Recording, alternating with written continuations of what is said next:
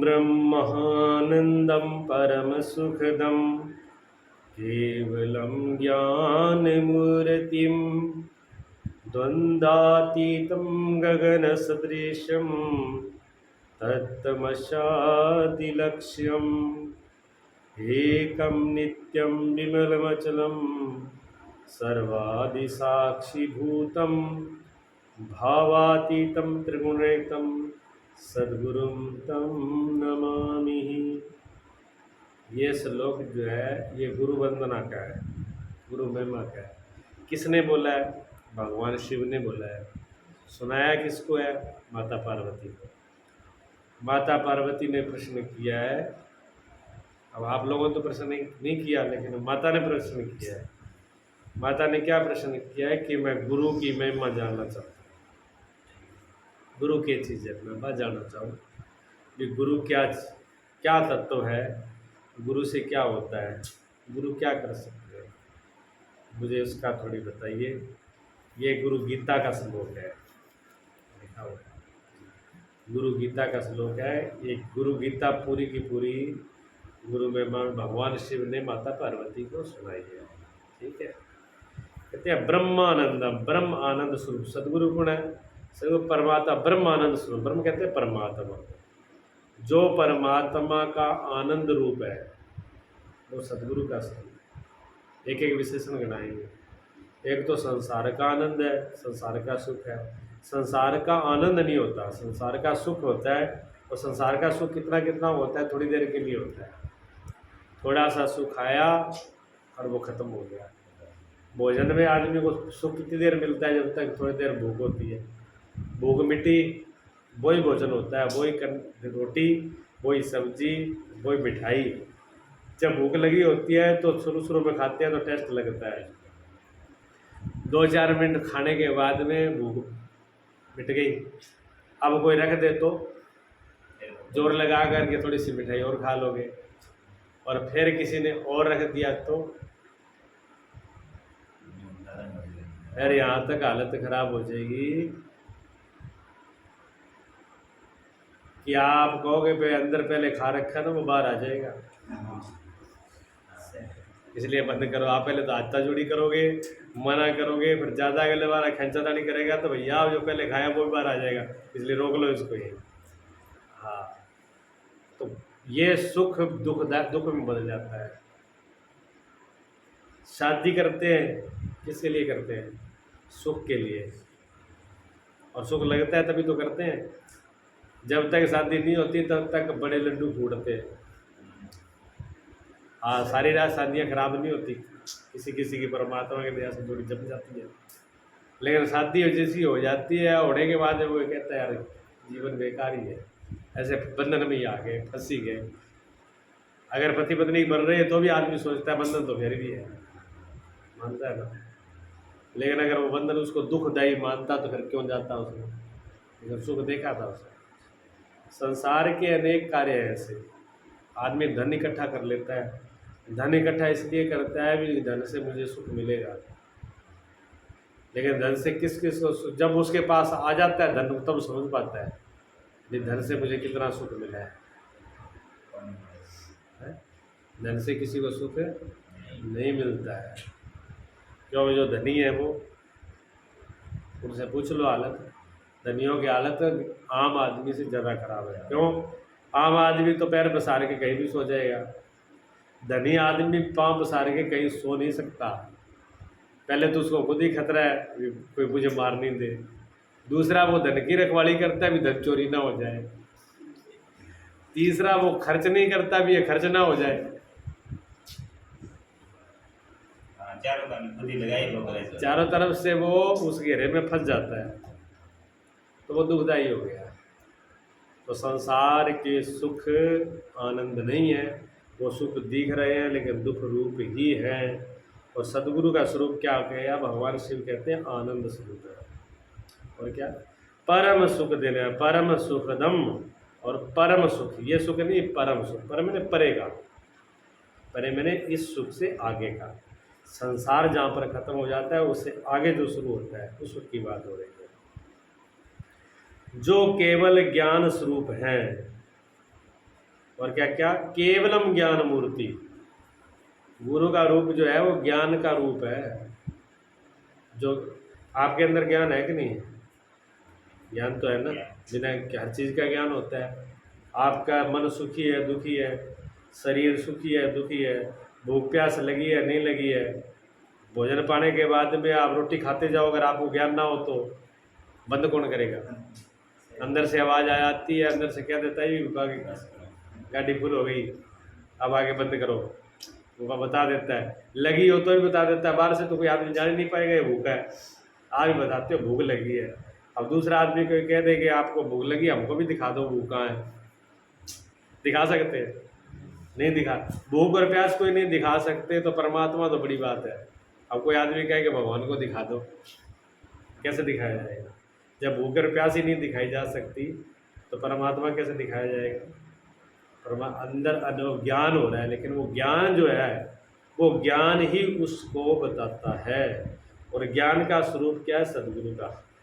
सदगुरु का रूप भी ज्ञान का ही स्वरूप है, जो सुख दुख शीतोष्ण आदि द्वंद्वों से रहित है। किसे?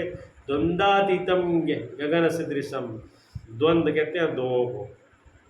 आदमी दो में जीता है, अच्छाई में बुराई में, सुख में दुख में, मान में अपमान में।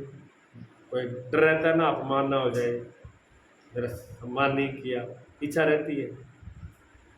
तो वो संसार के जितने भी सर्दी गर्मी धूप छांव रात दिन सारे द्वंद्व है। ये दो है, दोनों को द्वंद्व बोलते हैं। आदमी इन दोनों के घेरे में रहता है, क्या तो दिन में रहता है, क्या रात में रहता है, क्या सुख में रहता है, क्या दुख में रहता है, कभी अच्छाई में रहता है, कभी बुराई में रहता है, लेकिन इनसे पार ऊपर नहीं जाता। सदगुरु का स्वरूप है वो इनसे पार है। न तो वहाँ दुख काम करता है, ना सुखी काम करता है, ना वहाँ अच्छाई है ना वहाँ बुराई है। बुराई अच्छाई दोनों नहीं है, दोनों से ऊपर उनका स्वरूप है। हाँ, दोनों। गगन सदृश, गगन कहते हैं आकाश को, आकाश के समान। आकाश में दो गुण है।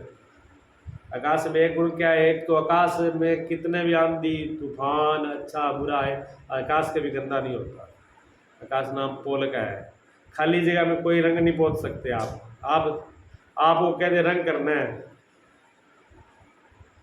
तो आप रंग इन दीवारों पे तो कर दोगे, और मैं बोलूँ कि इन दीवारों में नहीं करना, जो इन दीवारों के बीच में खाली जगह उस पर रंग करना है, फिर आप क्या करोगे?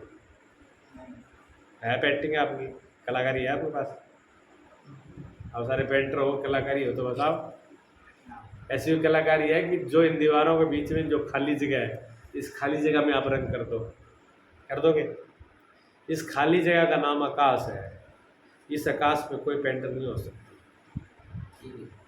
इसको कोई गंदा बुरा नहीं कर सकता। आंधी जल पानी तूफान मिट्टी ये दीवारों को गंदा कर देंगे, ये नहीं होगा। ये एक बार धूल मिट्टी आएगी सामने, थोड़ी देर में साफ। आंधी और तूफान गया तो वो भी गया, आंधी के तूफान के साथ ही चला जाता है। आंधी तूफान के साथ ये वो सब विदा हो जाएगा।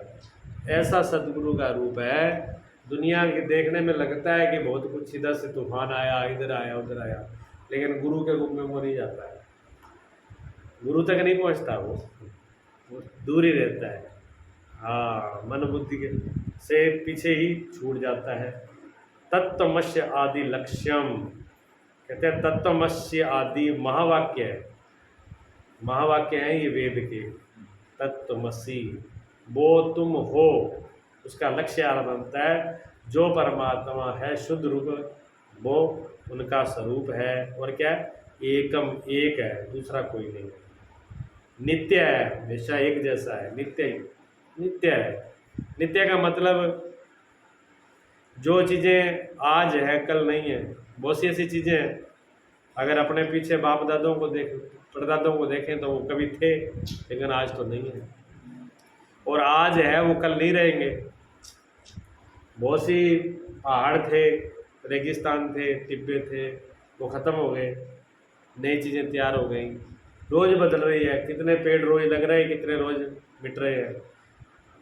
वृक्ष पे रोज़ पत्ते नए आ जाते हैं और पीले होकर के बहुत से नीचे गिर भी जाते हैं। ऐसा होता रहता है।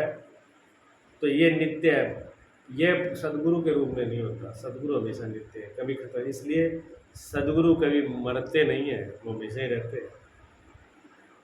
तो उनका रूप जो है, जो मरता है वो तो बारिश, जैसे हम कपड़े हैं, जिन शरीर को हम देख रहे हैं वो कपड़ों से ज़्यादा कुछ नहीं है। जैसे कपड़े बदले गए, वो कपड़ों का त्याग करते हैं और नए कपड़े धारण भी नहीं करते, बिना कपड़ों के ही उनका स्वरूप है।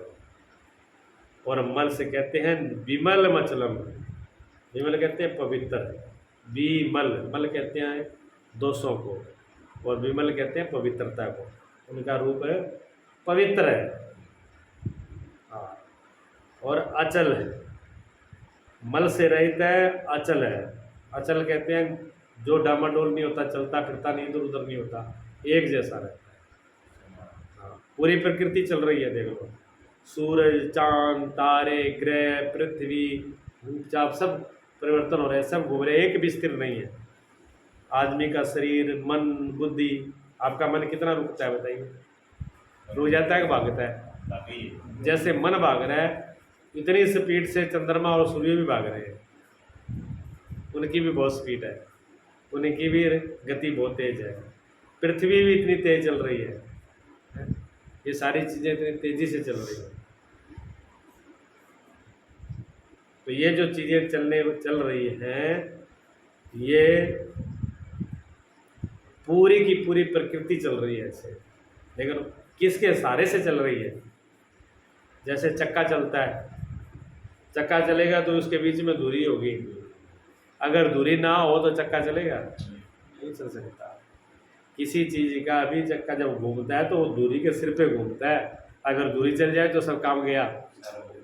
हाँ, तो ये पूरी प्रकृति जिसके दूरी पर चल रही है वो रूप सतगुरु का है, वो अचल है। उसके बाहर पूरी सृष्टि उसके बार बार घूम रही है, इतना बड़ा उनका स्वरूप है। और क्या कहा? सर्वाधिसाक्षी भूतम, जितने भी भूत हैं, भूत मैंने जो लोग मानते हैं भूत प्रेत, वो नहीं। भूत कहते हैं ये 5 महाभूत, जैसे आकाश, वायु, अग्नि, जल और पृथ्वी, ये 5 महाभूत हैं। इन 5 महाभूतों से ये शरीर बने हुए हैं, इसलिए जितने शरीर बने हैं वो भूत प्राणी हैं और 5 महाभूत हैं। इन सब के साक्षी कहते हैं इनको देखने वाला, इनका गवाह सदगुरु के सबके गवाह हैं वो, इनमें क्या हो रहा है। और भावना से परे है, भावातीत, भावनाओं से भी परे। आप भाव में क्या है ना, भी भाव के बस में है, नहीं, भाव के बस में नहीं है, वो भाव से भी आगे है। कोई भाव से भी, भाव वहाँ तक नहीं पहुँच पाता, भाव भी उनको बस में नहीं कर सकता, इतना सुखरूप है उनका। अभी तक आपने ये सुना है कि भावना से सब बस में होता है, लेकिन जो शुद्ध स्वरूप गुरु है, शुद्ध स्वरूप है, वो भावना से भी आगे है, वहाँ भावना भी नहीं पहुँचती है, लेकिन भावना का सहारा होता है। बिना भावना के काम चलेगी नहीं, पहुँचता नहीं है लेकिन उसके बगैर काम नहीं चलता। जैसे वहाँ से आप यहाँ आए तो गाड़ी लेके आए, गाड़ी वगैरह आने में दिक्कत होती, ठीक है, गाड़ी से आए, लेकिन गाड़ी आपकी क्या है, गेट से बाहर ही है, अंदर तो नहीं आई ना, इस कमरे में तो गाड़ी नहीं है, इसमें तो आप आए हो, गाड़ी तो नहीं आई। उसने आपका सहयोग किया, लेकिन फिर भी वो बाहर रहेगी। तो भाव सहयोग करता है, लेकिन वहाँ तक जाता नहीं है। क्यों नहीं जाता? क्योंकि भाव में भी विकार होता है। भाव बढ़ता घटता नहीं, क्या पता, कभी भाव बढ़ जाता है, कभी कभी तो भाव इतना होगा परमात्मा में प्रति आंखों में आंसू भी आ जाएंगे, मन करेगा दुनिया क्या छोड़ो, दुनिया बेकार है, अब तो सब कुछ बस परमात्मा भी लगाए, क्या लेना देना है दुनिया में, कितने भागो फिरो, कौन क्या है दुनिया से। कभी कभी उब जाते हो, भगवान के की भावना जग जाती है, सत्संग की भावना जग जाती है। अब भाव बना, जैसे आज बना आपका भाव गुरु जी के दर्शन करना है, तो पूरा भाव बन गया और दर्शन करने क्या है, क्या ये भाव 24 घंटे थोड़ी रहेगा, नहीं रहता ना। तो भाव बदल रहा है, भाव बदल रहा है, इसलिए उसमें विकार आ गया। और गुरु के स्वरूप में विकार नहीं आता, विकार इसलिए नहीं आता क्योंकि वो बदलता नहीं है, एक जैसा रहता है। जब रहता नहीं तो आएगा नहीं। तो भाव से परे है वो, भाव से गुरु का स्वरूप है, वो भाव से दूर है, का नहीं है, भावना से परे है। सत्य रज और तम तीनों गुणों से रहित है। 3 प्रकार के गुण हैं, गुणा त्रिगुण, त्रिगुण रहितम। 3 गुणों में पूरी प्रकृति चल रही है, सतोगुण, रजोगुण और तमोगुण। इन तीनों से ही पूरी चलती है। जब सतोगुण प्रधान होता है तो आदमी अच्छे सोचता है, पूजा पाठ, शांत हो जाता है और अच्छी अच्छी बातें सोचेगा, परमात्मा का चिंतन करेगा। जब चिंतन करेगा नहीं, शांत होकर बैठ जाएगा। जब करेगा तो अच्छा करेगा, ठीक है। और जो रजोगुणी होता है वो फिर काम कराता है। रजोगुण में काम, वो किसी न किसी काम में लगाएगा, ये कर लो, ये कर लो, ये कर लो। तमोगुणी व्यक्ति आलस के तरीके से होता है, आलसी होता है। तमोगुणी आदमी कुछ करना नहीं चाहता, वो हर बार टाल देगा, कल कर लेंगे, फिर कर लेंगे, क्या जरूरी है। तमोगुणी आदमी नींद तमोगुणी है, आलस तमोगुणी है, प्रमाद तमोगुणी है। जो ज़्यादा जिनमें तमोगुणी, पशुओं के शरीर तमोगुणी होते हैं, इसलिए उनमें ज्ञान नहीं होता। कुछ आदमी ऐसे हो जाते हैं, हाँ, वे इतने आलसी होते हैं कि हाथ लगाना नहीं पड़े, सब कुछ हो जाए। एक बार किसी राज्य में ऐसे था, तो राजा ने ऐलान कर दिया भी जो व्यक्ति आलसी है, हाथ लगाना नहीं चाहता, यही आलसी, उसके लिए कहते खाने पीने का प्रबंध कर दो। मंत्री को कहा भी उसका खाने पीने का, रहने का प्रबंध कर दो, वो बंदे आलसी हिल ही नहीं सकता जब है ही आलसी। तो ऐलान कर दिया गया तो आलसी पूरी राजधानी आलसी। जब सब लोग कहते हैं बिना कमाए, बिना हाथ लगाए सब कुछ मिल रहा है, खाना पीना, रहना, मकान, कपड़ा, तो फिर जरूरत क्या है। अब तो सबके सब आलसी हो गए। तो मंत्री ने कहा महाराज ये तो काम खराब हो गया, अब तो पूरे की पूरी राजधानी आलसी है। राजा ने कहा फिर ऐसा किया करो, पूरी यहाँ से लेकर के अपनी जितनी नदी है, नदी के किनारे जो झुग्गियाँ बना दो। झुग्गी किसी की बनाओ, घास फूस और सरकंडे की जो बनाते हैं, मुर्गी और घास की बनाते हैं ना, घास की सब बना दो। और सबको ये लोग कि आप सब इनके अंदर लेट जाओ। सबको जितने भी आलसी हैं वो सबकी ये व्यवस्था है, यही खाना पीना सब कुछ आपको यही मिलेगा।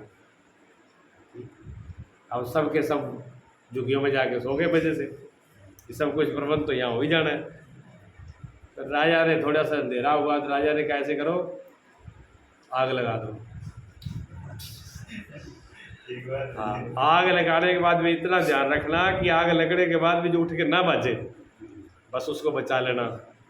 और जो उठ के भाज जाए उसके 2 डंडे और मारना पीछे से, सीधे घर पे ही मिले। जैसे ही आग लगाई वो सब उठ के भागे। तो उन्होंने अपनी फोर्स तो लगाई रखी थी, एक के पीछे से और दिया चलते को, सब घर पहुंच गए। 3 आदमी थे बिल्कुल। उन्होंने कहा भैया आग लगी, कि लगी तो लग जाए, क्या आग आपकी झुग्गी में लगी तो फिर क्या हो गया, जिसने लगाई है वो बुझाएगा, अपने को कोई चिंता नहीं। वो दूसरा उसको कह रहा उठ के देना, ये अपने बस की नहीं, तुझे उठना तो उठ जा, अपने तो ऐसे ही रहेगा, चाहे पूरी सुनसान जल जाए। वो 3 नहीं उठे जी, 3 नहीं उठे, 3 को आग बुझा दी गई।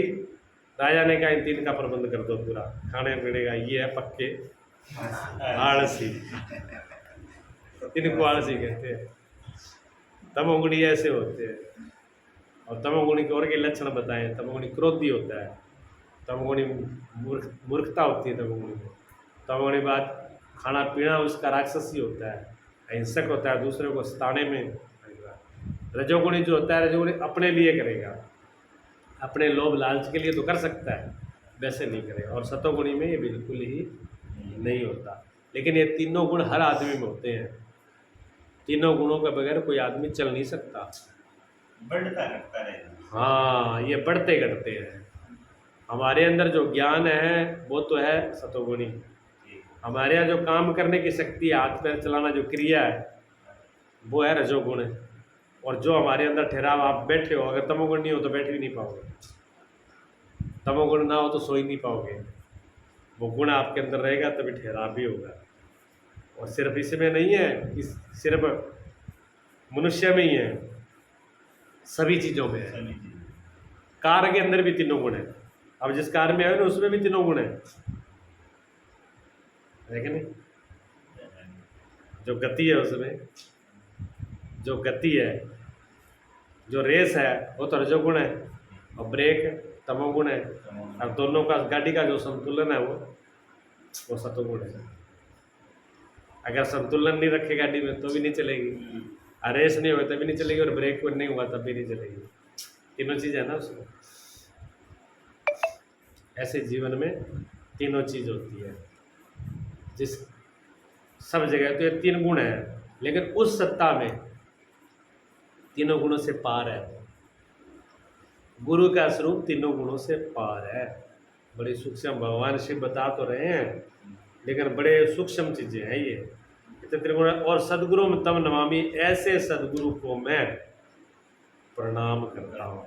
बताइए आप, ऐसे महान पुरुष, ऐसे सदगुरु हैं जिनको बार बार भगवान शिव भी कहते हैं, प्रणाम करते हैं। माता पार्वती को ये पहले स्वयं वंदना में ऐसे बहुत से, ये पूरी गुरु गीता जो है गुरु की महिमा में दर्शाई गई, बताई गई। कहते हैं ऐसे सदगुरु के सामने क्या नहीं करना चाहिए, दोष नहीं करना चाहिए।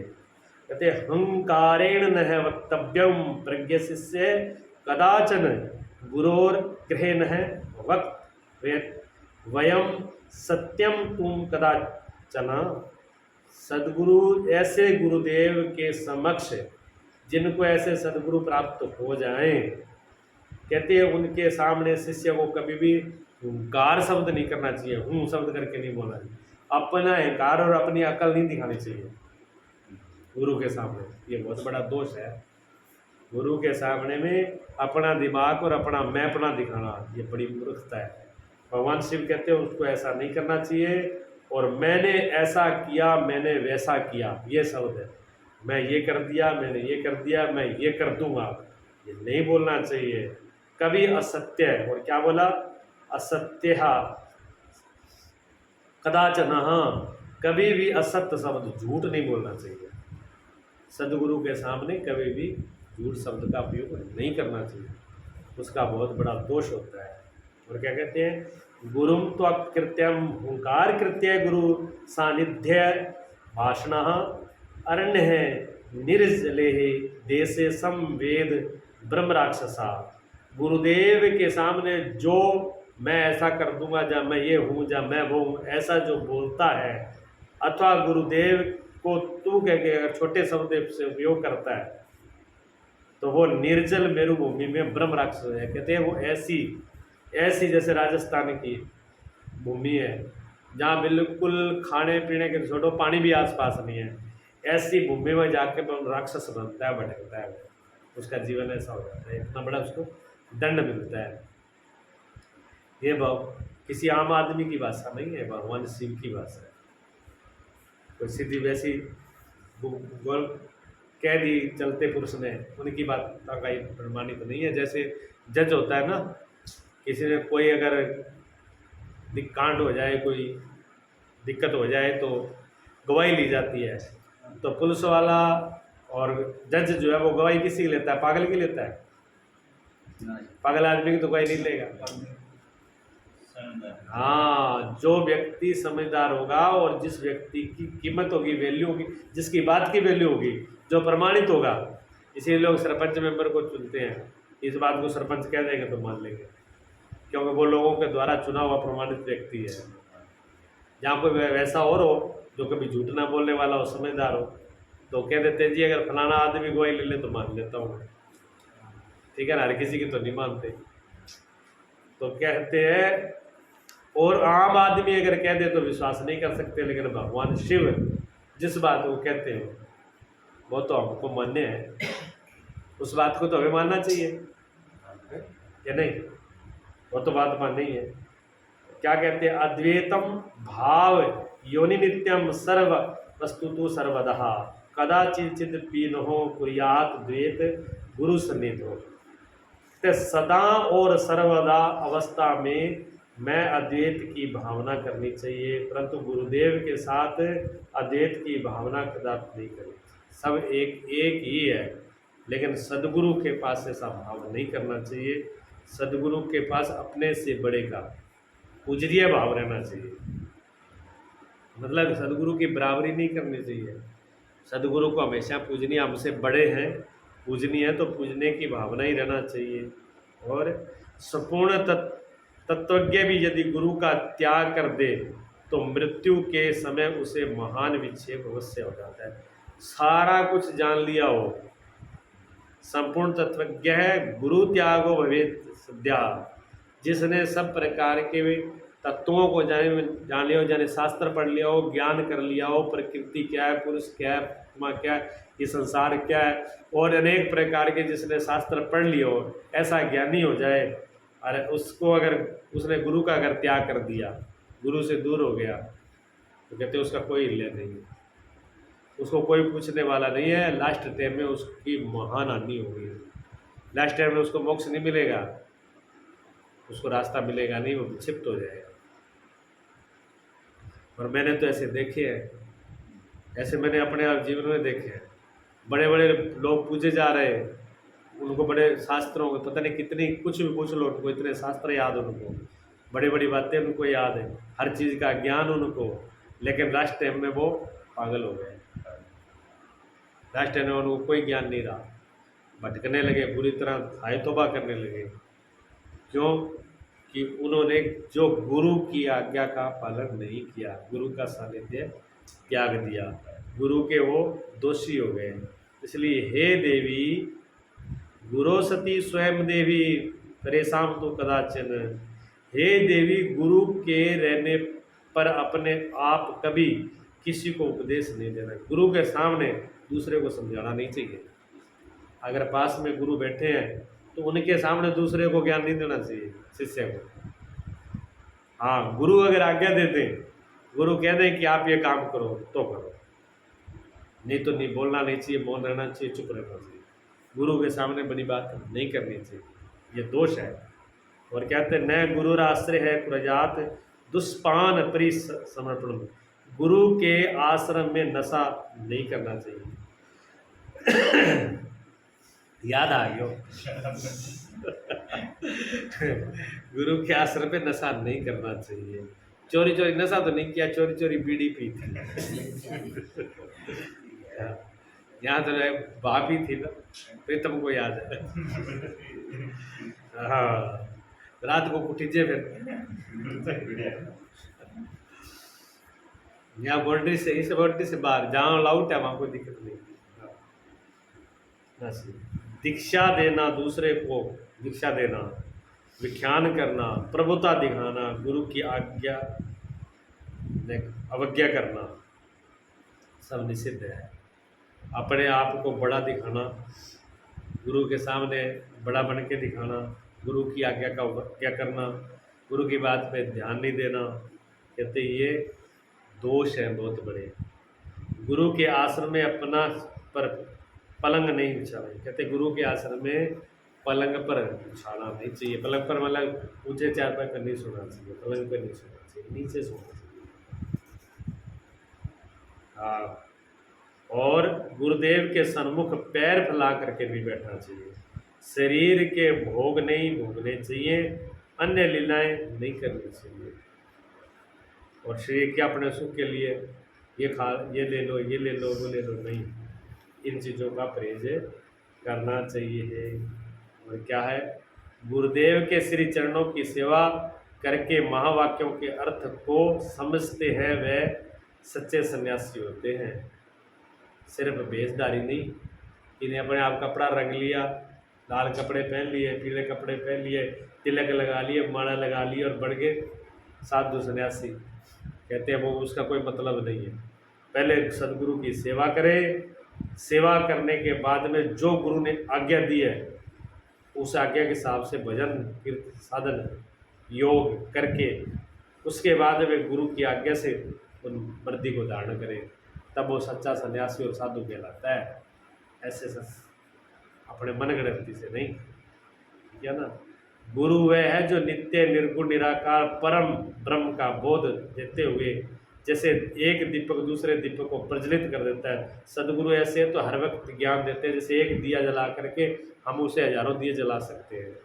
इसलिए गुरु अपने ज्ञान से अनेक ज्ञान दूसरों को ज्ञान देके अनेकों को ज्ञान में कर देते हैं।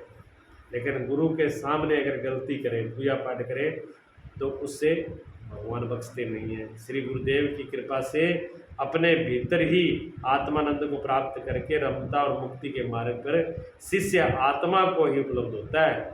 गुरु की आज्ञा से चलने वाला, अपने आत्मा का ध्यान करने वाला, वो मोक्ष रूप परमात्मा को प्राप्त कर जाता है। लेकिन जो गुरु ने आज्ञा दी है उससे उल्लंघन करके अगर करता है, मनमुखी होकर करता है, अनादर होकर करता है, तो कहते हैं भगवान भी उससे खुश नहीं होते हैं। भगवान के रास्ते पर भी फिर उसको दिक्कत होती है। अगर कोई मनमुखी होकर के कहे कि मैं भगवान को पालूंगा, तो नहीं पा सकता वो। मनमुखी होकर नहीं पा सकता, जो गुरु ने आज्ञा दी है उससे पा सकता है। एक कथा रामायण में आती है, इस रामायण के अंदर ही है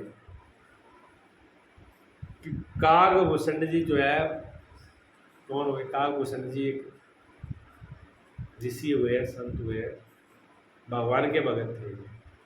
लेकिन रोमस ऋषि ने इनको श्राप दिया था। श्राप इसलिए दिया था कि लोमस ऋषि जो है वो उनको समझा रहे थे,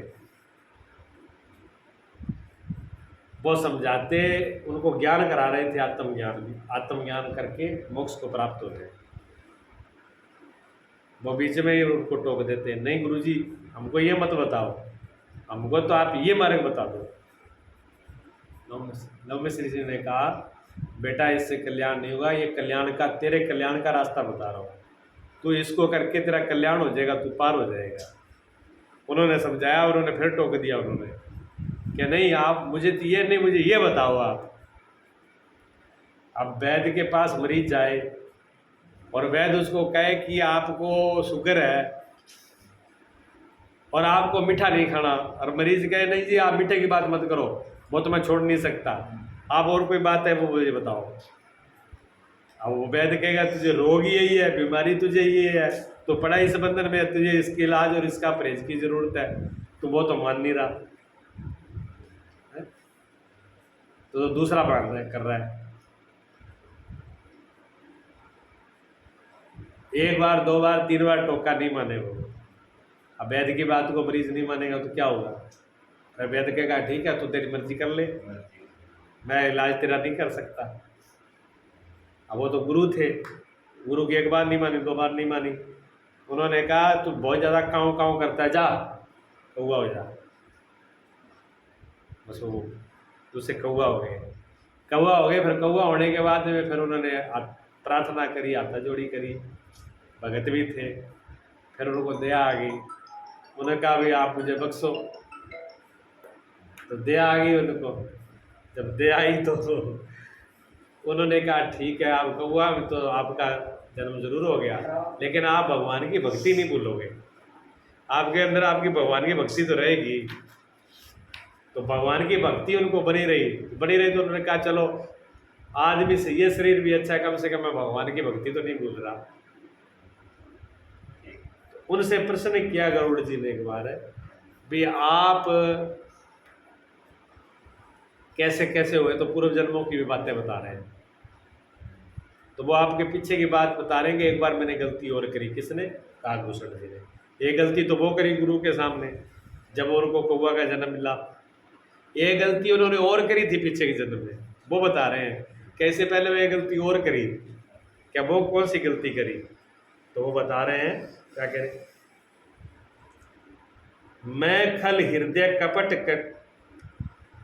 कुटलाई गुरु हित करे न मोहे स्वाई। कहते हैं मैं हृदय में कपट और कुटिलता भरी हुई थी, इसलिए गुरुजी मुझे हित की बात कहते थे, वो मुझे सुहाती नहीं थी। गुरु तो मेरे हित की बात कह रहे हैं लेकिन वो मुझे नहीं सुहा रही। क्यों? मैं खल हृदय, खल मेरा दुष्ट का हृदय था, मूर्खता का हृदय था, मेरे अंदर मूर्खता भरी हुई थी हृदय में, और कपट था और कुटलाई थी, इसलिए मुझे गुरु की बात जची नहीं। एक बार हर मंदिर जपत रहूं शिव नाम, गुरु आयुष अभिमान ते उठ नहीं कीन प्रणाम। कहते हैं कि मैं एक बार शिव जी के मंदिर में बैठा हुआ था, शिव जी का जाप कर रहा था। गुरु जी आए वहां पर किसी काम से मंदिर के अंदर, लेकिन मैंने क्या सोचा कि गुरु जी आए तो क्या, मैं तो पूजा पाठ कर रहा हूँ, तो मैंने उठ करके उनका आदर मान नहीं किया, ना उनको प्रणाम किया। मैं ऐसे ही बैठा रहा और अपने जाप में करता रहा। भी मैं कोई गलत काम थोड़ी कर रहा हूँ, भगवान की पूजा ही तो कर रहा हूँ। गुरु जी आए तो क्या हो गया। हाँ, गुरु जी आए और वो अपने काम से आए थे, उन्होंने अपना सामान जो लिया वो चल दिए। गुरु जी ने उधर ध्यान भी नहीं दिया कि कौन क्या कर रहा है। गुरु जी तो अपनी मस्ती में थे, वो तो आए और चले गए, और उन्होंने उठ करके प्रणाम नहीं किया। तो फिर क्या हुआ, सो दयाल नहीं कहो कछु, तुर नरोस लवलेस, अति अग गुरु अपमानता, सह न सके महेश। कहते हैं गुरु तो बड़े दयालु थे, कृपालु थे, दया आ गई। गुरु जी ने मेरे दोस्त को देखा भी नहीं, भी दोस्त है वो, उन्होंने तो अपना आए और कहते हैं अपने हृदय में लवलेस, इतना भी गुरु के मन में भेदभाव नहीं हुआ। लवलेस मतलब थोड़ा सी मन में उनके अंदर ये भेदभाव नहीं आया भी ये बैठा है कि ना, उन्होंने तो उधर देखा भी नहीं, वो तो आए और चले गए, लेकिन जिनकी पूजा कर रहे थे वो देख रहे थे। कौन, भगवान शंकर, शिव जी की पूजा कर रहे थे, शिव जी देख रहे थे उनको। गुरु का अपमान महादेव से नहीं कर पाए, तो ये मेरी पूजा कर रहा है और गुरु का अपमान कर रहा है, इससे भगवान महादेव ने सहन नहीं किया। न सहन करके भगवान शिव को फिर रोष आ गया। कहते मंदिर माज भई नभ बानी, रेहत भाग्य अज्ञ अभिमानी, यद्यप तब गुरु के नहीं क्रोधा, अति कृपाल चित सम्यक बोधा। मंदिर में काशवाणी है, मूर्ख अभिमानी, तेरे गुरु को तो कोई क्रोध नहीं है, वो तो कृपालु है, वो तो यथार्थ ज्ञानी है, कृपालु है, पर तुझे तो अक्ल होनी चाहिए। तदप साप सट देऊं तो ही, नीत विरोध सुहाए न मोही। भगवान शिव ने कहा कि मैं तुझे श्राप दूंगा, मैं तुझे दंड दूंगा। क्यों, तू नीति के विरोध, मर्यादा के विरोध काम कर रहा है। तो पूजा जरूर कर रहा है, लेकिन तूने मर्यादा का उल्लंघन किया है, इसलिए मैं तुझे जरूर दंड दूंगा। नहीं दंड दूं, अगर मैं तुझे दंड नहीं देता हूं तो आगे संसार में लोग मर्यादा को तोड़ देंगे और ये संसार की मर्यादा रहेगी नहीं, ये व्यवस्था टूट जाएगी, इसलिए मैं तुझे जरूर दंड दूंगा। ये वेद मार्ग, ये सत्य का मार्ग, ये परमात्मा का मार्ग भ्रष्ट हो जाएगा अगर आज तुझे दंड नहीं दिया तो। भगवान शिव उससे क्रोध में होकर के उसको दंड दिया है। जे सट गुर सन ईर्षा करही, रोरव नरक कोट युग पहि। जो मूर्ख लोग गुरु से ईर्षा दा और छल करते हैं, कहते हैं रोरव नरक, कोटि कोटि जन्म, करोड़ों जन्मों तक वैसे लोग रोरव नरक में पड़ते हैं। ये कौन कह रहे हैं, भगवान शिव कह रहे हैं। और त्रिग जोन पुन धरे शरीरा, अच्युत जन्म भर पावे पीरा। और त्रिग कहते, त्रियक जोनि कहते हैं पशु पशु, नीच जोनि जो होती है पशु पक्षियों की, वो बहुत समय तक, हजारों वर्ष तक पाते हैं ऐसे लोग जो गुरु का ईर्ष्या करते हैं। बैठ रहे से अजगर इव पापी, सरप होए खल मल मति व्यापी। तो अजगर की तरह बैठा हुआ, खड़ा नहीं हुआ। अजगर जो होता है ना, बोलता है, एक जगह पड़ा रहता है, भाई सब कुछ जो आ गया उसके सामने वही खा लेगा, वही पड़े रहेगा। कहते हैं तुझे परमात्मा ने हाथ पैर दिए, तेरे को शरीर दिया, तेरे को बुद्धि दी, तेरे को समझ दी, पर फिर भी तू एक अजगर की तरह बैठा है। तुझे इतनी अकल नहीं है कि गुरुदेव आए तो उठ करके प्रणाम कर ले। बैठ रहे से अजगर की तरह तू बैठा है, जा खल। तेरी बुद्धि पाप से ढक गई है, खल मल मती व्यापी। मल कहते हैं पाप को, पाप से तेरी बुद्धि जो है वो ढक चुकी है। पाप के सामने तुझे अच्छा और बुरा ख्याल में नहीं रहा। महाबिटप टोकर में जाई, रहूं अदम अदम अधिमति जाई। और कहा जा तू सर्प हो जा और अदम से अदम, नीच से नीच गति को प्राप्त। फिर सर्प की गति होती है वो नीचे की नीच होती है। भगवान शिव ने कहा कि जो अजगर की तरह बैठा जा तो अजगर ही हो जा, सर्प हो जा। उसको श्राप दे दिया सर्प आने, भगवान शिव ने। ये जैसी बात सुनी, हाहाकार कीन गुरु, दारुण सुन शिव साप।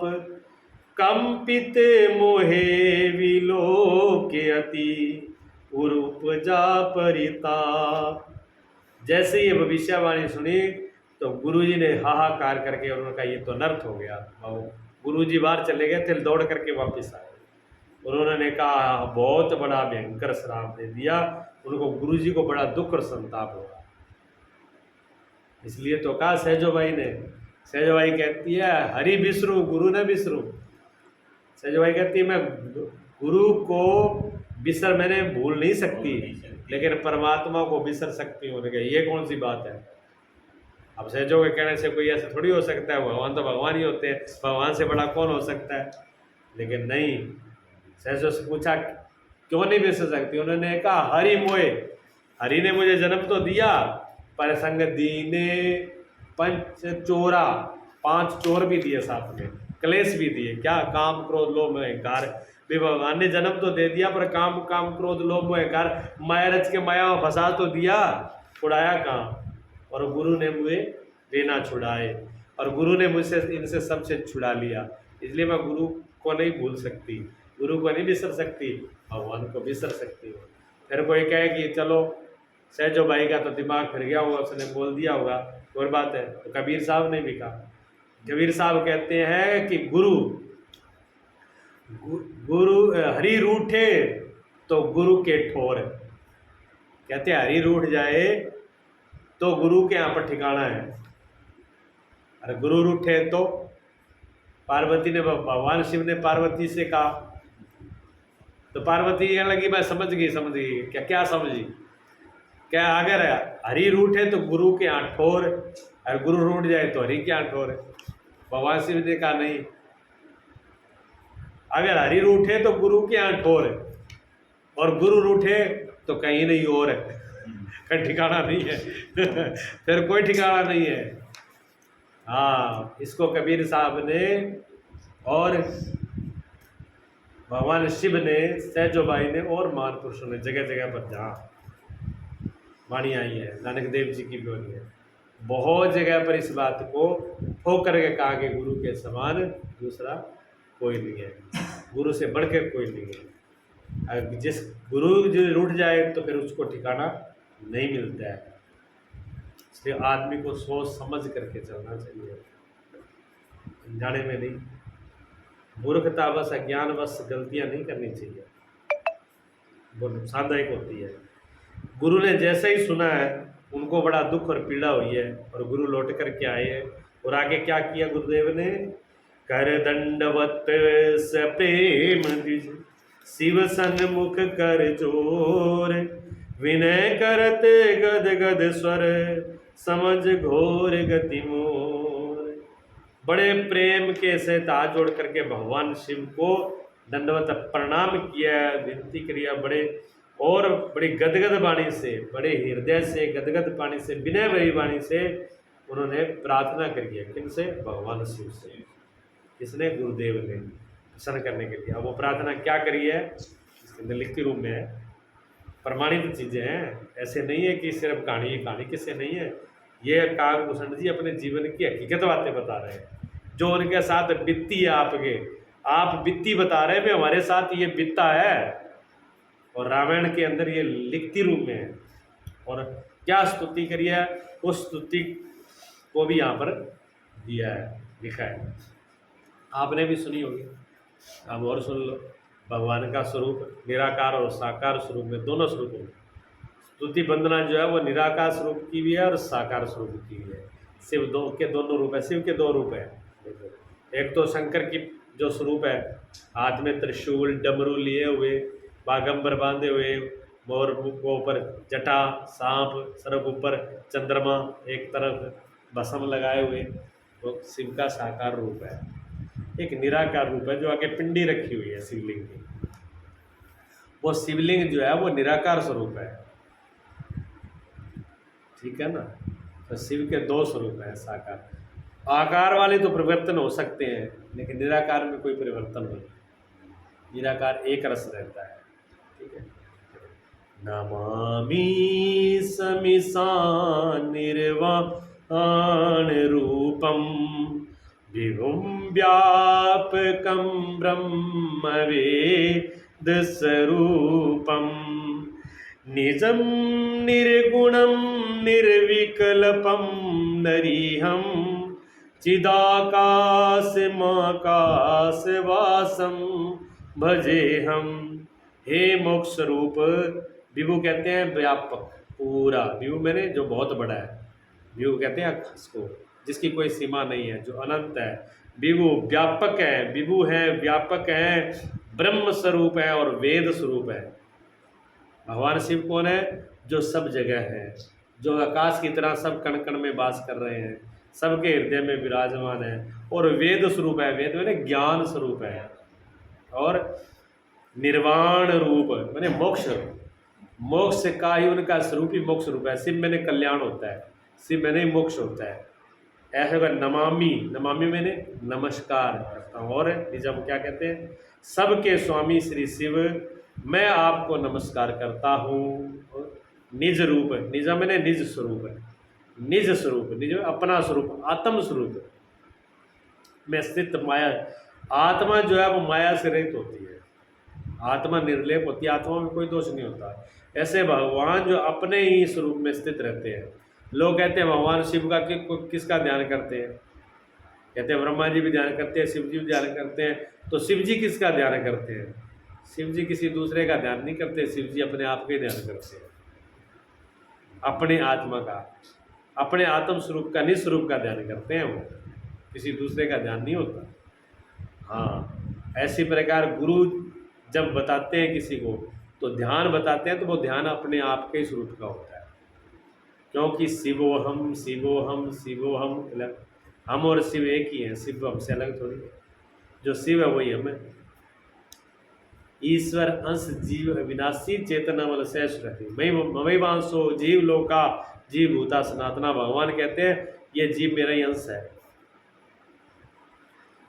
समुद्र का जो बार ट्रांसमीटर में लेट है और यहाँ लेट है, वो दो है कि एक है? एक ही है ना, पूरी दुनिया की एक है, सिर्फ उस ट्रांसमीटर की नहीं, पूरे वर्ल्ड में जो लाइट है वो एक ही है। बल्ब अलग अलग हो सकते हैं, लाइटें अलग अलग हो सकती है, रंग रूप अलग अलग हो सकती है, बल्बों के पावर अलग हो सकते हैं, 0 पावर 500 वाट 1000 वाट की हो सकती है, 500 भी हो सकती है, 2 वाट की भी हो सकती है, 7 की भी हो सकती है, 5 की, 9 की, 11 की, 12 की, आजकल तो बहुत प्रकार का सिस्टम है। लेकिन वो वाट किन में है? यंत्रों में है, लाइट में नहीं है। लाइट एक ही है। इसी प्रकार वो शिव शक्ति जो है वो एक ही है, जो सब में है, उसको कहते हैं। तो वो अपना ध्यान किसी और का नहीं करते, वो निस्वरूप है, निर्गुण, कोई गुण नहीं है, सब गुणों से परे हैं। निर्विकल्प, उसमें कोई विकल्प नहीं है। विकल्प अपने अंदर, मन में विकल्प है ना, ये कर लें, ये ना करें, क्या होगा क्या नहीं होगा, क्या काम बिगड़ेगा बढ़ेगा, ये हो गया, मन की कल्पना है। भगवान शिव बहुत आगे है, बल से आगे है, वहाँ काम नहीं करता है।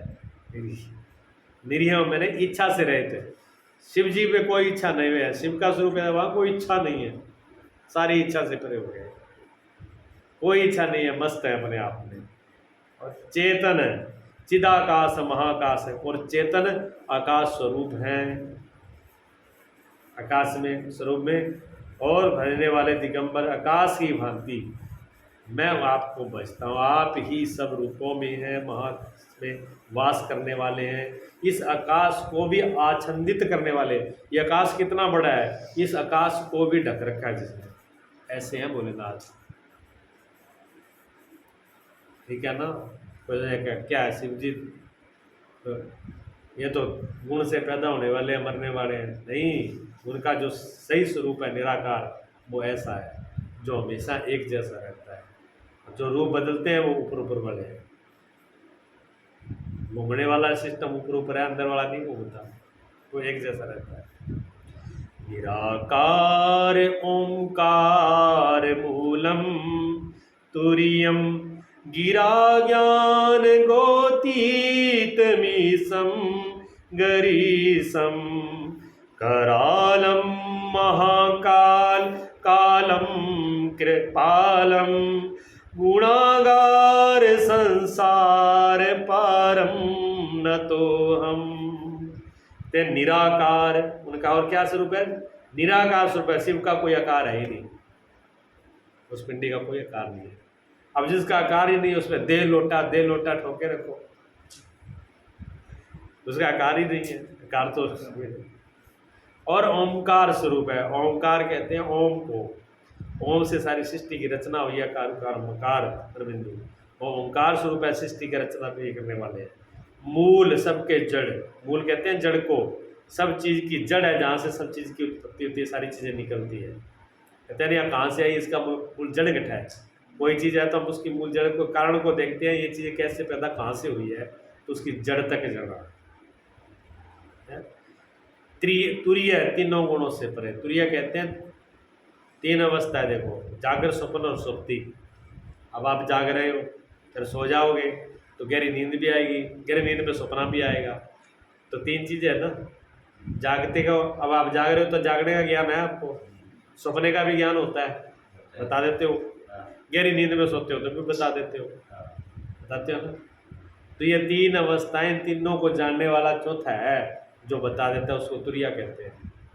चौथे का तुरिया कहते हैं, वो चौथे को जानने वाला है। वाणियों में तुरिया तुरिया करते हैं ना, पता इनको कुछ नहीं होता बेचारों को, और गाते रहते हैं, पता कुछ नहीं होता उनको, पर वो बीड़ा पर जोर लगाते खूब है। तुरिया तुरिया तुरिया, पता है ही नहीं भी तुरिया क्या, खुद को पता नहीं तुरिया, खुद की तो तुरई बजेड़ी है तो रो लटक दिया टैम पर वो गाते जरूर है, और फिर वो जोड़ भी करते हैं। जोड़ करा जी, जोड़ मूर्खता में होता है, ज्ञान हो तो कोई बात ही नहीं है।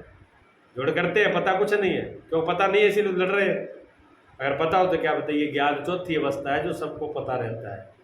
वो ज्ञान नींद में भी रहता है, सपने में रहता है, जागते में रहता है, उस ज्ञान को चौथी अवस्था कहते हैं, तुरीय अवस्था।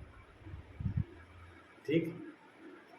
और तुरिया, गिरा, गिरा कहते हैं वाणी को, गिरा मैंने वाणी, गिरा वाणी, ज्ञान इंद्रियों से परे। गिरा ज्ञान गोतीतम मिसम ग्रीसम।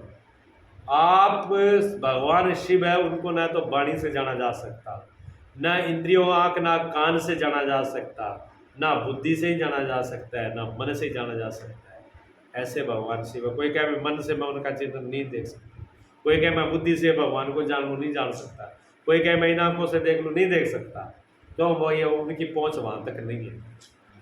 जिस चीज़ की पहुँच जहाँ तक है वो वही चीज़ देख सकती है। आँखों की ताकत बहुत कम है। कितनी कम है कि आँखों की इतनी ताकत कम है कि छोटी बरीक से बरीक जीव होते हैं वो भी नहीं देख पाता है, वो भी सूक्ष्म दर्शी से दिखता है। अब हमको तो ये अक्षर भी इस चश्मे में वगैरह ये अक्षर भी नहीं दिखेंगे, तो आंखों की कितनी कमजोरी है। जब अक्षर ही ना दिख रहे तो भगवान शिव को क्या ये खाक देखेंगे, भगवान शिव को क्या देख लेंगे जो इतने सूक्ष्म रूप, इतने निराकार स्वरूप, जिनका आकार ही नहीं। और कैसे हम करालम महा, कैलाशपति विकराल स्वरूप है। किनके लिए विकराल? जो विकराल है उनके लिए, भक्तों के लिए नहीं है। काल जैसा, काल सबको खा जाता है, लेकिन वो महाकाल है, काल को भी खा जाते हैं। महाकाल जो काल को भी खा जाए, ऐसे भगवान शिव है जिनका काल भी कुछ नहीं बिगाड़ सकता। और कैसे कृपालु है, कृपालु में दया करें। भगवान तो खुश बड़ी जल्दी होते हैं, भगवान भोलेनाथ ऐसे हैं जो बहुत जल्दी खुश होते हैं। कहते हैं कोई चोर चढ़ गया शिवलिंग पर, उसमें भी खुश हो गए। माँ वरदान, वो कहता मैं तो चोरी करने चढ़ा था घंटा उतारने के लिए, मैं कौन सी पूजा कर रहा हूँ। भोलेनाथ ने कहा कैसे भी चढ़े हो, चढ़े तो सही। आज तक कोई लोटा चढ़ा जाता है, कोई पानी चढ़ाया, किसी ने दूध चढ़ाया, किसी ने फूल, किसी ने बिलपत्ते पर अपने आप को तो किसी ने चढ़ाया। तेरे जैसा भगत तो दुनिया में नहीं है, तूने तो पूरे चढ़ा दिया। मैं तेरे भी खुश हूँ, तू मांग ले। अब देख लो, इससे ज़्यादा कृपालु और कौन होंगे बोले लुटाने के लिए। कहते उसको भी खुशी से कि मौज कर मस्ती कर वरदान दे दिया। और गुणागार गुणों के धाम हैं, आगार कहते हैं धाम को, खजाने को, जिनमें गुणी गुण है। देखो दोनों चीजें बता रहे हैं, निर्गुण भी है और गुण भी है। एक चीज हो तो फिर तो अधूरापन हो जाएगा। जिसमें एक ही चीज हो, दो में से एक ही चीज हो, मतलब दो दो दो प्रकार की हैं, और दोनों में उसके पास एक ही हो तो वो अधूरा नहीं हो गया फिर। जैसे आपके दो हाथ हैं, दोनों में से एक हटा दिया जाए तो फिर तो आप आधे ही होंगे। अगर वो निराकार हो, साकार नहीं हो तो अधूरा है। और वो साकारी साकार हो, निराकार नहीं हो तो अधूरा है। वो पूर्ण है तो उसमें सब कुछ है, उसमें गुण भी है और गुण निर्गुण भी है, दोनों रूप है उनके। ये उनकी मानता है। संसार से परे, संसार पारम न तो हम, संसार, ये संसार से वो परे हैं, संसार के अंदर नहीं है वो। संसार उनका कुछ नहीं बिगाड़, संसार से आगे है। ऐसे परमेश्वर को मैं वंदना करता हूँ। ये वंदना कौन कर रहे हैं? गुरु जी कर रहे हैं। किसके लिए? जो अजगर की तरह चेले के लिए, शिष्य के लिए, जो बैठ करके प्रणाम नहीं किया था। वो गुरु का ही अपराधी है, भगवान ने उसको दंड दिया, उसके दंड को छुड़ाने के लिए ये प्रार्थना गुरु ही कर रहे हैं शिव की। और क्या कहते हैं? तुषाराद्रि संकाश घोरम गंभीरम मनोभूत कोटि प्रभाश्री शरीरम संपूर्ण मौलि कलोलनि चारु गंगा लसद भाल बालेन्दु कंठे भुजंगा। तुषाराद्रि संकाश घोरम गंभीरम, हिमाचल के संबाल जो गौरवर्ण और गंभीर है, जिनका शरीर, अब ये किसकी हो रही है? साकार रूप की। निराकार रूप की हो रही थी, अब साकार रूप की हो रही है। उनका शरीर कैसा है? हिमाचल के समान का, और गौर है। गोरे शिव जी बिल्कुल गोरे हैं, काले नहीं है। हाँ, कर्पूर गौरम करुणावतारम। कर्पूर गौरम कैसे? कपूर देखा ना आपने, कपूरी कितनी सफेद होती है, ऐसे शिव गोरे हैं एकदम। तो कहते हैं ऐसे गोरे वर्ण है, उनका रंग जो है वो है, और गंभीर है, गंभीर अवस्था, छिछला पर नहीं है जैसे गहरी होती है। मनोभूत, जिनके शरीर में करोड़ों कामदेवों की ज्योति और मनोभूत कोटि प्रभा श्री श्री, उनके शरीर में जैसे करोड़ों करोड़ों कामदेवों की दिव्य प्रकट हो रही है शोभा। इतने सुंदर है कि जो भी देख ले वो मोहित हो जाए, ऐसा भगवान शिव का। इसलिए भगवान शिव तो राख लपेट के रहते हैं, वो बुद्धि शमशान की राख लपेट के रहते हैं, कोई देख करके ज़्यादा मोहित ही ना हो जाए, पागली ना हो जाए, देख के लपेट लूट के रखते हैं। ऐसी उनकी शोभा है। जिनके सिर पर सुंदर नदी गंगा जी विराजमान है, गंगा जी उनके शीश पे विराजमान है, और ललाट पर दो दूज का चंद्रमा माथे पर सुशोभित है। इसलिए दूज के चंद्रमा को हम सब लोग नमस्कार करते हैं। क्यों? वो भगवान के मस्तक पर है। ऐसा है। चलत कुंडलम भ्रूसुनेत्रम विशालम प्रसन्नाननं नीलकंठम दयालम मृगाधीश चरमांबरम मुंडमालम प्रियम शंकरम सर्वनाथम भजामि। जिनके कानों में कुंडल हिल रहे हैं, भोलेनाथ के कानों में कुंडल हिल रहे हैं, सुंदर बिरकुटी है, नेत्र विशाल है, बड़े बड़े नेत्र हैं, विशाल है, और मुख उनका बड़ा प्रसन्न नीलकंठ है।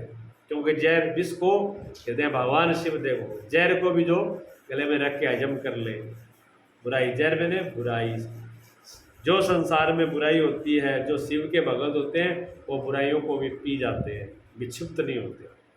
छोटे मोटे संकट को देख के घबराते नहीं है। महादेव के चेले शिव जी जो हलाल शहर को पी करके भी मस्त है समाधि में, तो शिव का भगत होगा वो क्या डरने वाला है?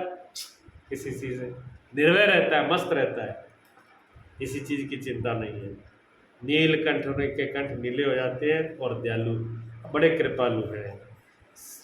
सिंह चरम और मृगाधीश चरम, चरम किसका? सिंह का, लपेट क्या रखा है? सिंह की चरमधा वस्त्र उनके ऐसे है, और मुंडमाला, गले में मुंडमाला है, और सबसे प्यारे और सबके कल्याण ऐसे शंकर को मैं प्रणाम करता हूँ। मुंडमाला प्रिय शंकरम सर्वनाथ, जो सबके प्रिय है, सबके प्यारे ऐसे भगवान शिव की मैं बार बार वंदना करता हूँ। प्रचंडम प्रचंडम प्रकृष्टम प्रगलभम परेशम अखंडम अजम भानुकोटि प्रकाशम त्रियाशूल निर्मूलम मूलम शूलपाणिं भजेऽहं भवानीपति भावगम्यम। प्रचंड रुद्र रूप और श्रेष्ठ तेजस्वी परमेश्वर, अखंड अजन्मा, जन्म नहीं होता कभी, जिनका जन्म नहीं होता वो मरते भी नहीं है, ना उनकी मृत्यु है ना जन्म है, और करोड़ों सूर्यों के समान उनके अंदर प्रकाश है, करोड़ों सूर्यों का जिनमें प्रकाश है, और सब तीन प्रकार के दुखों को निर्मूल, तीन प्रकार के दुख है, दैहिक दैविक भौतिक तापा, राम राज्य चाहू नहीं आपका, तीन प्रकार के दुखों को जड़ से मूल से खत्म कर देते हैं। भोलेनाथ के अंदर एक ऐसी शक्ति है, ऐसी दया उनकी कि जो उनका सेवा भी करता है। इसलिए भगवान शिव ने त्रिशूल, हाथ में त्रिशूल पकड़ा है, ये तीन प्रकार के शूल है वो भगवान ने मुट्ठी में कर रखे हैं, उनको कष्ट नहीं हो सकता किसी प्रकार का। हमारी मुट्ठी में नहीं, हम तो शूल की मुट्ठी में आ जाते हैं, थोड़ी सी मुसीबत आई तो हम मुसीबत में फंस जाते हैं, लेकिन भगवान से फंसते नहीं हैं, मुसीबत को मुट्ठी में करके रखते हैं, कोई मुसीबत उनके ऊपर बड़ी नहीं है, ठीक है ना। हाथ में त्रिशूल धारण किए हुए हैं। भाव प्रेम के द्वारा प्राप्त होने वाले भवानीपति शंकर को, और भाव से प्रेम से, ऐसे प्रभु किससे प्रसन्न होंगे? कहते हैं भाव प्रेम से, उनको किसी चीज से रजा नहीं सकते, भाव और प्रेम से ही रजा सकते हैं। ऐसे माता पार्वती के स्वामी को हम बार बार प्रणाम करते हैं। कलातीत कल्याण कल्पंतकारी सदा सज्जनानंद दाता पुरारी चिदानंद संदो मोहपहारी प्रसिद्ध प्रसिद्ध प्रभु मन मथारी।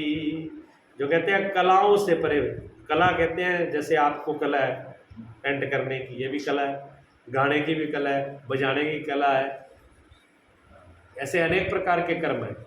धनुष बाण हथियार चलाने की, धनुष विद्या, आयुर्विद्या, कोई वेद को जानता है, जितने अलग अलग ये कलाएं हैं। लेकिन भगवान शिव तो सब कलाओं से पार, कला भी है, नटराज भी है, वो सारे कला भी है उनमें और कलाओं से पार भी है, कोई कला उनको छू नहीं सकती। और कल्याण स्वरूप है, कल्याण उनका रूप ही है, स्वरूप ही है।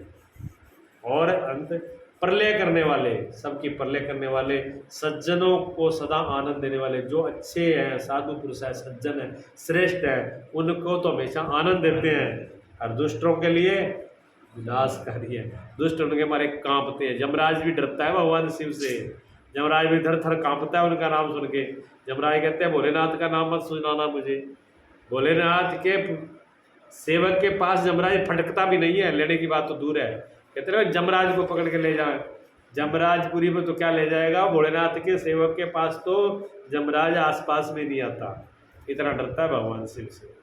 और सच्चिदानंद मोह को हरने वाले, मोह को खत्म करने वाले, मन को मत डालने वाले, कामदेव के शत्रु हैं। जो कामना है जो सबको व्यथित कर देती है, मत डालती है। मथना कहते हैं जैसे, हाँ, दूध को आप कहते हैं ना उथल पुथल है, बुरा है, उसमें रगड़ा लगाते हो, ऐसे ही एक इच्छाएं कामनाएं आदमी को उथल पुथल कर देती हैं। लेकिन भगवान शिव उसको भी पार जला के भस्म कर दिया। ऐसे जो शिव हैं, प्रसन्न होइए, आप मुझ पर प्रसन्न हो, प्रार्थना कर रहे हैं। और क्या कह रहे हैं? न यावत उमानाथ पादार विंदम भजे हम लोकेवर परेवा नराणाम न तावत सुखम शांति संताप नाशम प्रसीद प्रभो सर्वभूतादिवासम। जब तक पार्वती के पति आपके चरण कमलों में मनुष्य नहीं बसते, तब तक उन्हें इस लोक में परलोक में शांति नहीं मिलती। आप तापों को, भगवान कहते हैं आपको जब तक कोई नहीं बच लेता, आपकी शरण में नहीं आ जाता है, तब तक कहाँ उद्धार होता है। आप परम प्रभु कल्याण में हैं, सर्वभूतों के अधिपति हैं, सब जीवों के हृदय में वास करने वाले हैं। आप प्रसन्न होइए, खुश होइए। न जानामि योगम जपम नैव पूजाम न तो हम सदा सर्वदा संभूतोभ्यम जरा जन्म ताप्यमानम प्रभु पाई आपन नमामीस संभो। कहते हैं ना मैं योग जानता हूँ, ना मैं जप जानता हूँ, ना मैं पूजा जानता हूँ। हे भोलेनाथ, मैं तो सर्वदा सर्वदा एक आपको बार बार प्रणाम करता हूँ, सिर्फ आपको जानता हूँ। आपको मैं आपकी पूजा की पाठ की विधि विधान भी नहीं जानता, मैं तो सिर्फ आपको बार बार प्रणाम कर रहा हूँ, नमस्कार कर रहा हूँ। हे प्रभु, आप बुढ़ापा जरूर, कहते हैं जरा, जरा कहते हैं बुढ़ापे को, जन्म कहते हैं जन्म को, दुख कहते हैं दुखों को। आप मृत्यु को, बुढ़ापे को, जड़ को, दुख मूल को, जलते हुए मुझ दुखी को दुख से रक्षा कीजिए। मैं कभी तो बूढ़ा होता हूँ, उसका दुख है, कभी मुझे रोगों का दुख है, कभी मुझे बुढ़ापे का दुख है, कभी मुझे मृत्यु का दुख है। मैं इन अग्नियों में जल रहा हूँ, आप मुझे इससे निवारण कीजिए, मुझे निकालिए। हे ईश्वर, हे शंभो, मैं आपको बार बार नमस्कार करता हूँ, आप मुझे इससे उबारिए। ऐसा प्रार्थना करी। कहते रुद्राष्टमिदम प्रोक्तम विप्रेण हत्यो से ये पठन्ति नरा भक्त्या तेषाम शंभु प्रसिद्धति। भगवान की रुद्र इस प्रकार उन्होंने भक्ति भाव से प्रार्थना करी है। भगवान भोलेनाथ प्रसन्न होते हैं उन क्या सुन करके, विनती कहते सुन विनती सर्वज्ञ शिव देख विप्रय अनुराग पुन मंदिर नववा पानी भई तिचवर बर मांग। जब ऐसी स्तुति करी है गुरु ने भगवान शिव की, तो फिर दोबारा आकाशवाणी हुई है उसी मंदिर के अंदर। इसने भगवान शिव कहते हैं तुम्हारे प्रेम और तुम्हारे भाव और तुम्हारी ऐसी सरलता को देख करके और अपराध करने वाले को भी क्षमा का भाव देख करके मैं बड़ा प्रसन्न हुआ हूँ, आप वर मांगिए मेरे से।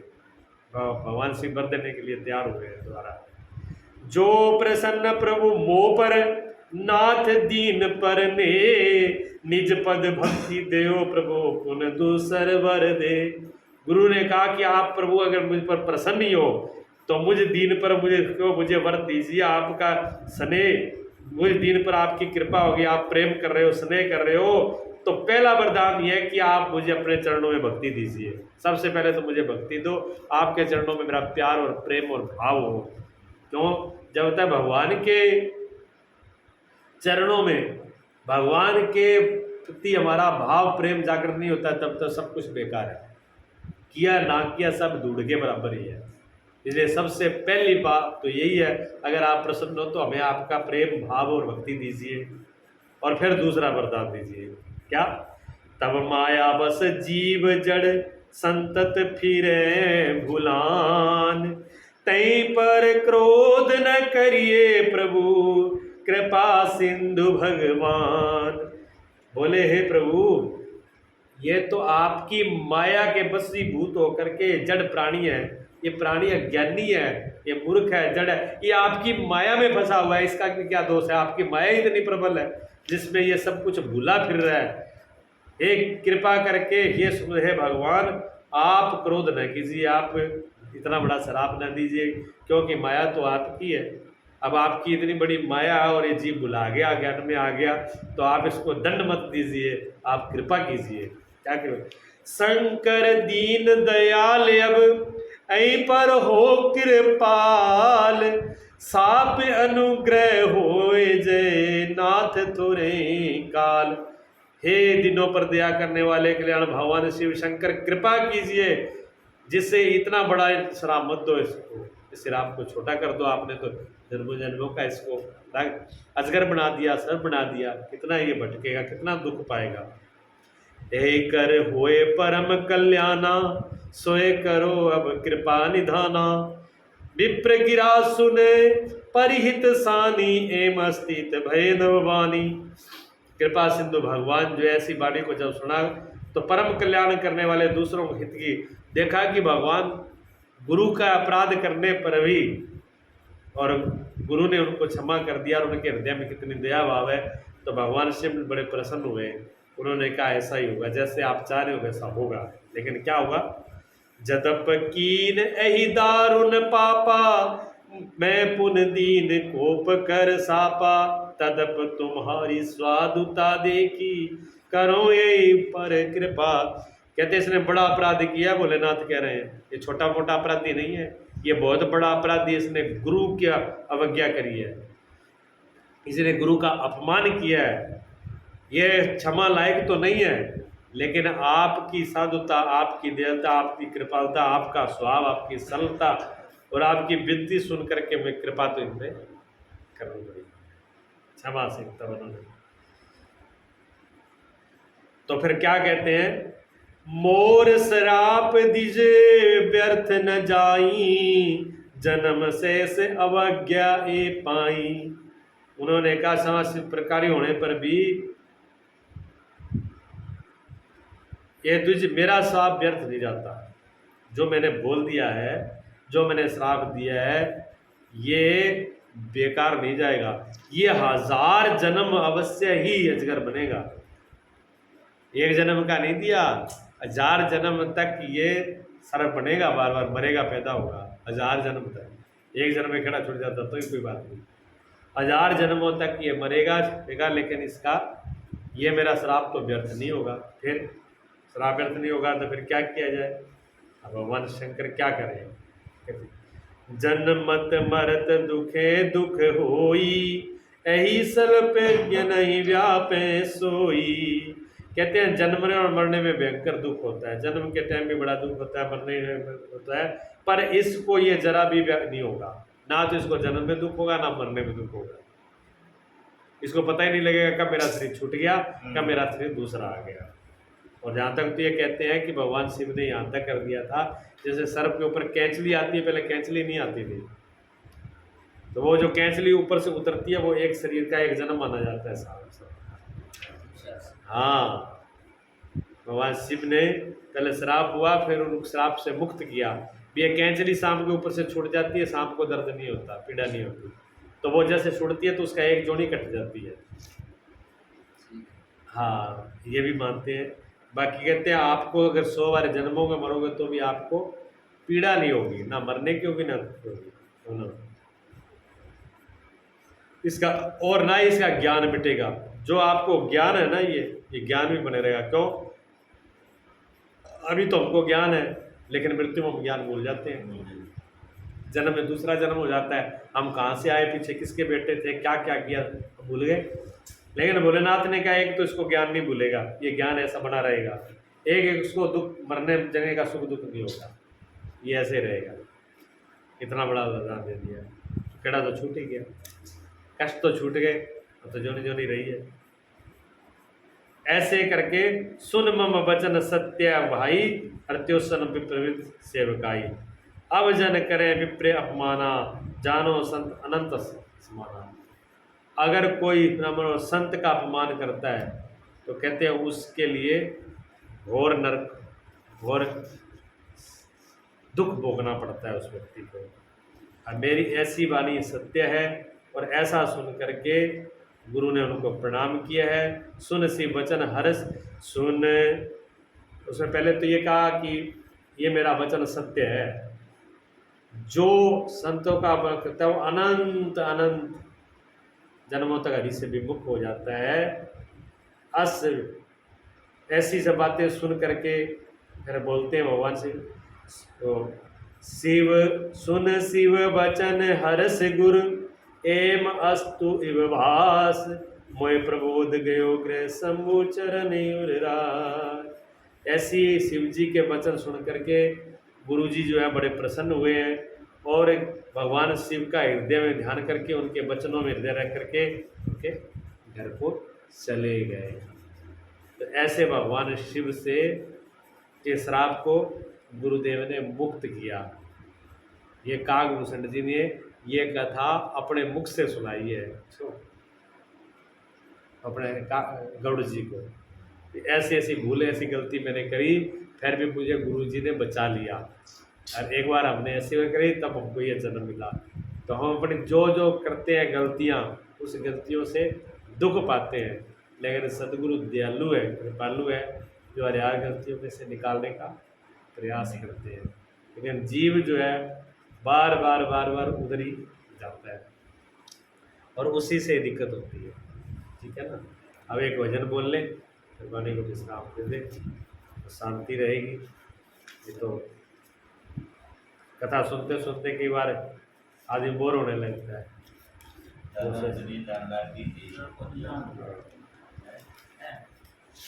नहीं, इतना जोर वाला तो था ही नहीं कि बुद्धि पर जोर पड़े, ऐसा तो कोई प्रसंग भी नहीं था कि दिमाग पर जोर पड़े।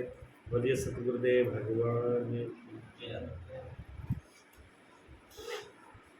गुरु वचनों को रखना संभाल के, गुरु वचनों में एक एक राज है, जिसने जानी है गुरु की महिमा, उसका डूबा कभी ना जहाज है।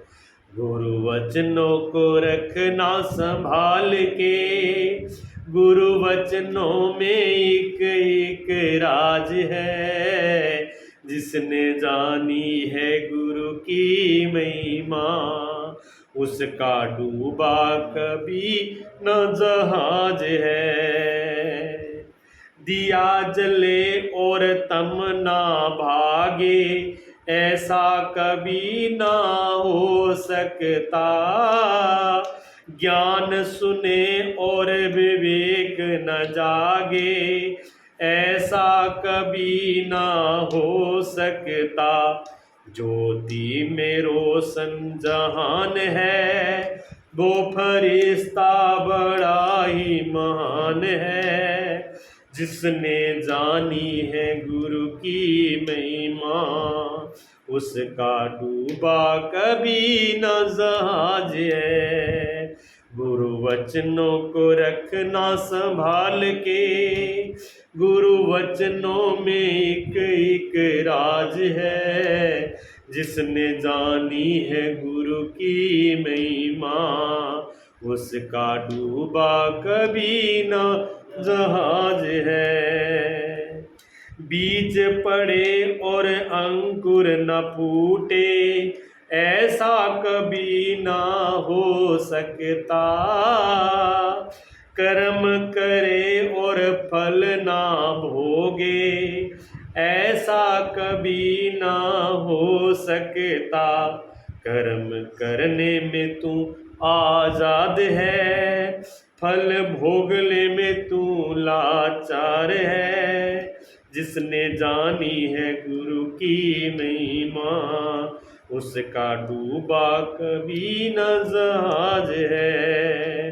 गुरु वचनों को रखना संभाल के, गुरु वचनों में एक एक राज है, जिसने जानी है गुरु की महिमा, उसका डूबा कभी न जहाज है। मैं का दिया तू जब तक जलाए, तब तक प्रभु ना मिल सकता, अंताकरण गर शुद्ध न हो तो ज्ञान कभी ना मिल सकता।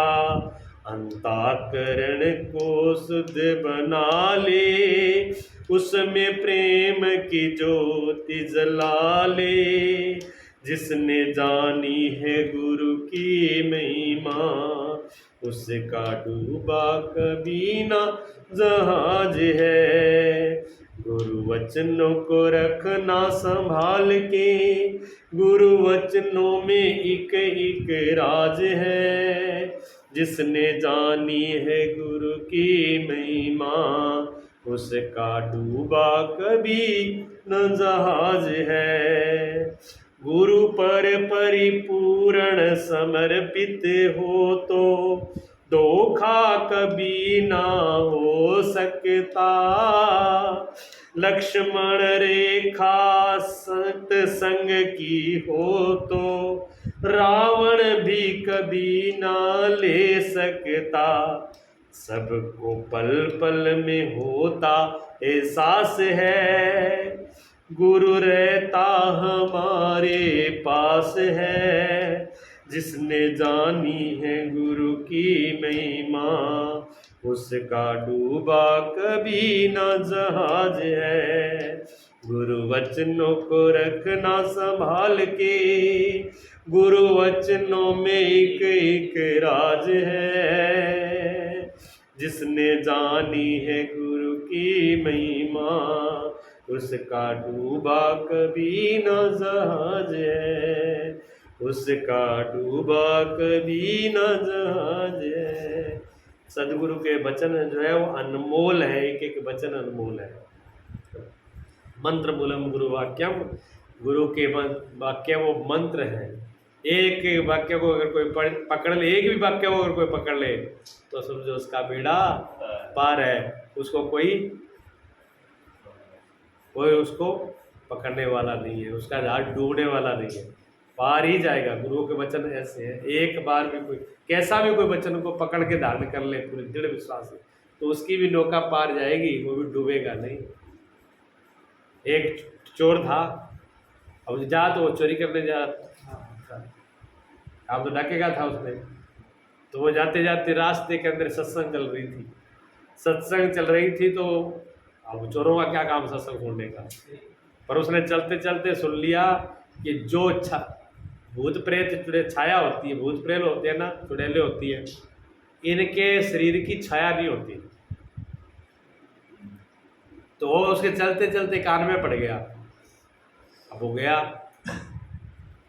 आगे चला गया वो, तो उन्हीं के जो मित्र थे, दोस्त थे, उन्होंने कहा कि इसको पकड़ करके डरा करके और इसे लूटा जाए। तो उन्हीं लोगों ने मिलकर के चलाने बढ़ाई। तो उन्होंने क्या रूप धारण किया, भैंस भूत प्रेत का रूप धारण कर लिया, स्वांग रच लिया, स्वांग रख के उसको पकड़ लिया। पकड़ के उसने कहा हम लोग हैं भूत प्रेत राक्षस, सच सच बता दे, जो मार रख रहे तेरे को खा जाएंगे। उसने देखा गौर से, तो वहाँ क्या थी कि चंद्रमा की किरण पड़ रही थी, रात्रि का टाइम था। तो रात्रि टाइम में चंद्रमा के प्रकाश से उनकी छाया पड़ रही थी तीनों की। उसको एकदम छाया देखते उसको एकदम ध्यान आया कि सत्संग के अंदर बताया जा रहा था कि भूत प्रेतों की छाया नहीं होती, इनकी तो छाया है। उन्होंने कहा कि तुम्हारे से डरने वाला नहीं हूँ मैं, तुम भूत प्रेत हो ही नहीं। उन्हें कहा तुम्हें क्या पता भूत प्रेत, हम भूत प्रेत है तुझे खा जाएंगे। उन्हें कहा हमको सब पता है, तुम्हारे जैसे बहुत देखे हैं मैंने। वो सब वो डरा नहीं, सामने हो गया, वो थे भी नहीं। फिर वो सामने आ गया, जब फिर उन्होंने सही बताया कि हम तो तुम्हारे ही मिलने वाले थे, तुम्हें डरा करके तुझे लूटना चाह रहे थे। उन्होंने कहा वैसे तो मैं लूट जाता, लेकिन एक शब्द मेरे आते हुए सत्संग में सुन लिया था कि छाया नहीं होती, तुम्हारे छाया है, उसी ने मुझे बता दिया। तो जब उस बदमाश ने, डाकू ने, लुटेरे ने कहा जब एक शब्द इतना काम का है कि जो मेरे जीवन की, मेरे माल की रक्षा कर सकता है, तो गुरुओं के वचन ही ये सत्संग कितनी कीमती की है। आज से सत्संग में जाया करेंगे, आज से गुरुओं के वचनों को धारण करेंगे। तो लौट करके आ गया, एक एक वचन में दम है, ठीक है ना। इसलिए एक एक वचन को हृदय में धारण करो, स्वस्थ रहो, मस्त रहो, प्रसन्न रहो, गुरु गाते रहो। बोलिए सच्चिदानंद भगवान की जय।